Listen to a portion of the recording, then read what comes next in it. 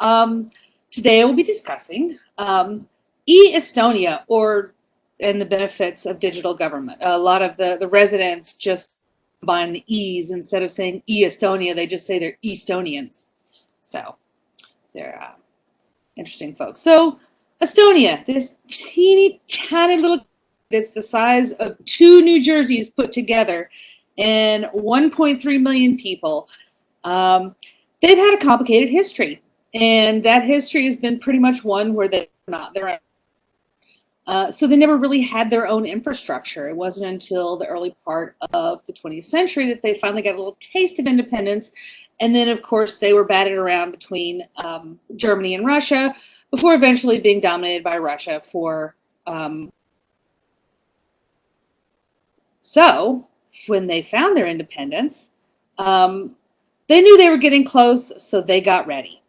Many of the leaders of the opposition movement got together and said, okay, we need to figure out how we're going to do this. So they formed the Estonian Informatics Council in 1990, a year before independence, to put together a plan on how they wanted their new society to be in the most efficient way possible, and with a little money because they didn't have any. So their idea was to pretty much shock the system. So they let the controls on the markets completely drop, so that the market was forced to find its center and rebound. And they also decided to go about a digital policy of bringing the people together, because it was much cheaper than building a bunch of systems or building on the legacy systems from the Soviets, which were actually quite inefficient.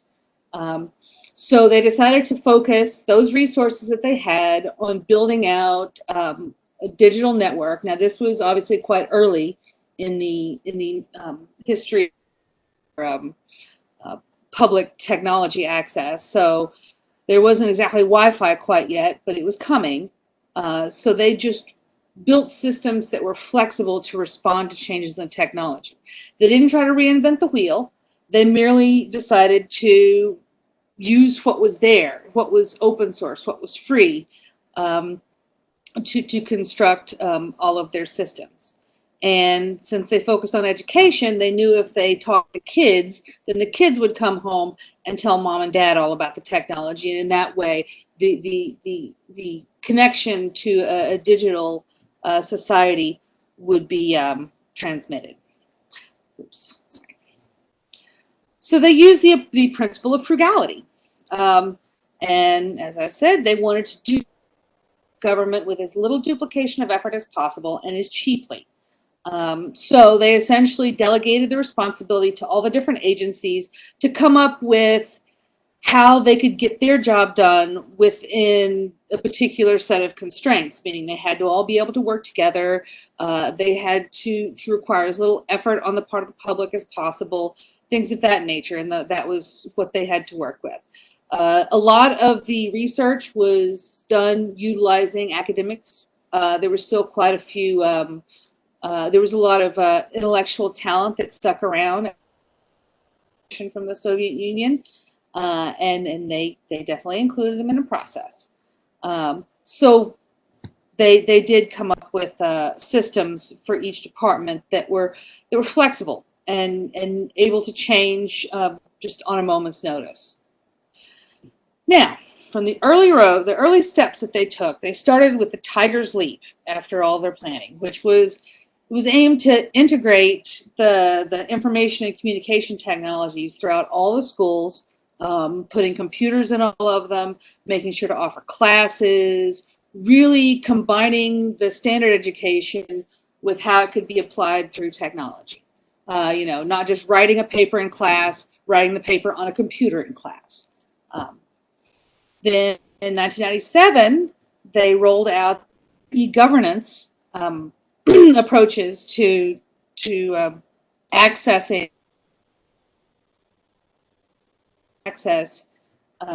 all of the services that government has to offer, and it is broad.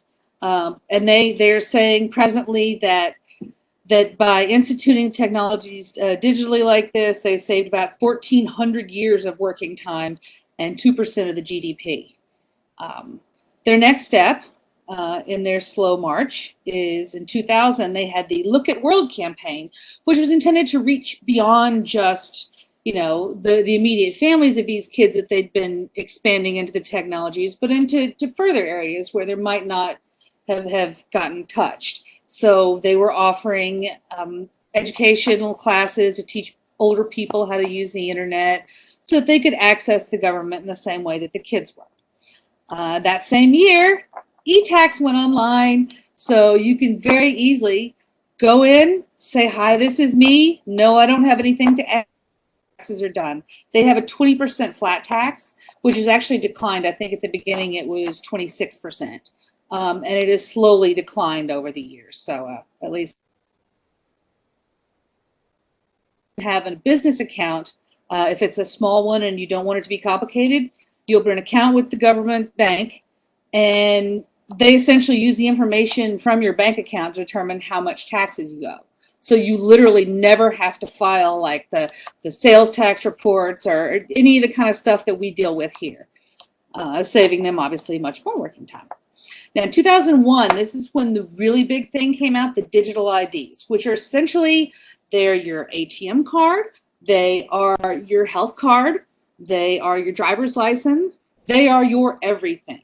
And it's the kind of thing that even if you don't have it on you, it can still be accessed digitally. But it will get you into anything that you need to do. And that has been really the baseline of citizen interaction. And 99% of all the citizens have it. So they made it a point. They made it mandatory for everyone to get it. That same year, they came out with the X-Road, which pretty much ties all of life's bits and pieces together. And I'm going to show you a slide on the next page that sort of illustrates exactly how much gets fed into the X-Road. And then in 2005, something you probably have, iVoting. So all elections are conducted via the internet. You log into their portal and with your digital ID, and you there's a period through which you vote.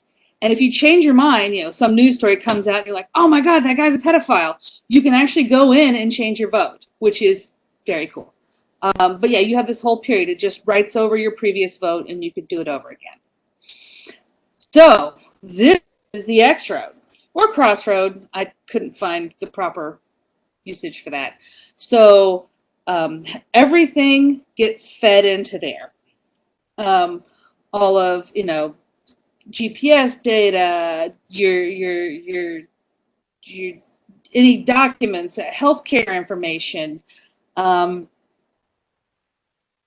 points, they are all there.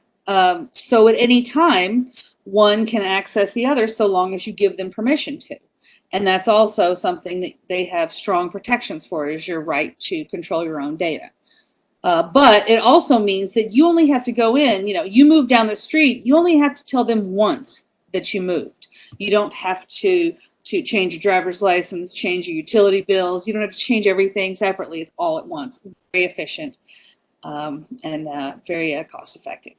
Now in 2007, after all of this wondrousness had been set up, they got hacked. Apparently the Russians were very upset that the Estonians wanted to take down and move a statue that they put up commemorating the war dead during World War II, and within the next couple of days afterwards, a botnet attack assaulted the entire country. They pretty much did it. It's a distributed denial of service attack. They pinged all the websites to death, essentially. So it would go from having normal of 1 million hits to 5 million hits. And it was overwhelming all of the servers. And this was a huge wake-up call to Estonians. So they realized that the priority now was cybersecurity. And because of those really concerted efforts, they are home to both the NATO and EU agencies that are dealing with cyber defense. They are the top people there. So blockchain. Blockchain is what they're famous for. And it's actually kind of interesting as I look deeper, because they were using blockchain before blockchain was blockchain. They did some initial investing in in research, and some of the dates don't match up. Like they were already testing things in 2008 when the paper came out. And on their website, they readily note that they were doing things blockchainy in 2007.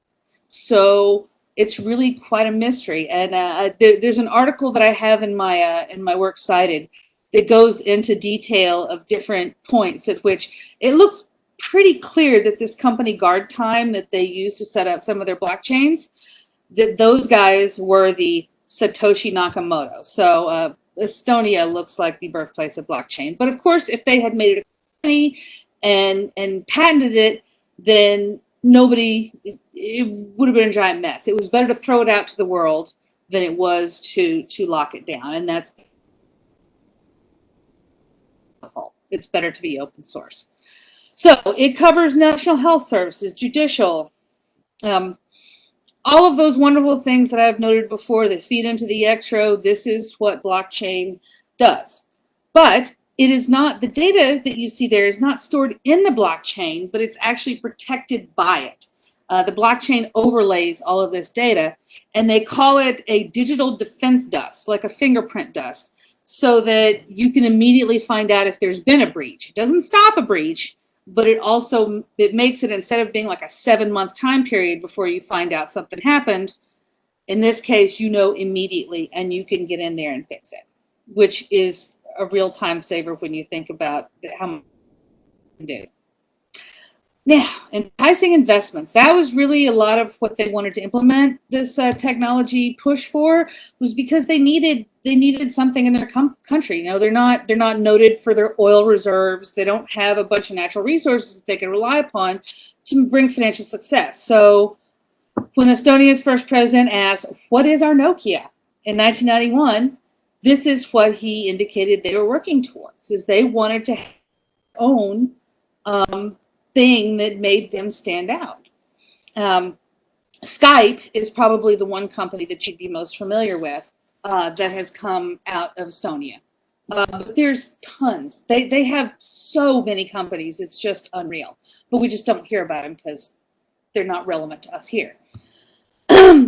So in addition, they established an agency in 2014 so that entrepreneurs could establish an identity and get one of those wonderful business accounts where they do your tax paying for you, and open your business there with less regulation than in other countries. So yeah, it looked to me, it is the Delaware of Europe. It is pretty much the digital Delaware of Europe. You could go there, start a company. It's much cheaper and much quicker, and very beneficial to startups that don't have much money to begin with. They also encouraged crypto firms, which has seemed to be kind of a backfire on them, because they licensed about 1,400 from 2017 to present, but there's been a money laundering incident that's made them tighten the process. So it went from being a 30-day process to a 90-day process and increased the fees considerably. So yeah. 30% of the license are out the window because they never even reserved a spot, but never started a business or a currency at all. So that was suspect. Legal system. They have. I'm terrible at this. They simplify the process because they have all of the documents protected there, so they can safely store all these legal documents in one place and access them at will. And people can submit them. There's no waiting for boxes and boxes of discovery from lawyers. It all it arrives digitally. And again, Guard Time, KSI blockchain from our friends the pre-blockchain folks, they set this up. Health services. This was actually, aside from the standard organization of your documentation, one thing they recently offered to do is they're doing a DNA analysis. They're mapping your genomes for free if you opt in to do it and give them permission. And they evaluate your genome. They tell you what potential health risks you might have, just based upon, just the same way we do with babies now, and to offer health advice. And it obviously is more cost effective in the long run, because if you know you're inclined to heart disease, you might not have, eggs for breakfast every morning or something, eggs covered in butter and everything else, bacon. And the data is anonymized so that it can actually be used for research purposes throughout Europe. They have also set up a data embassy in Luxembourg as a secondary site to protect their data, a duplicate location, so that if there are any attacks that get through and they can't stop them, they do have a backup copy in another place that's pretty far away. And that's smart thinking. Anyway, that is it. Thank you very much. Here's all of my mini sources.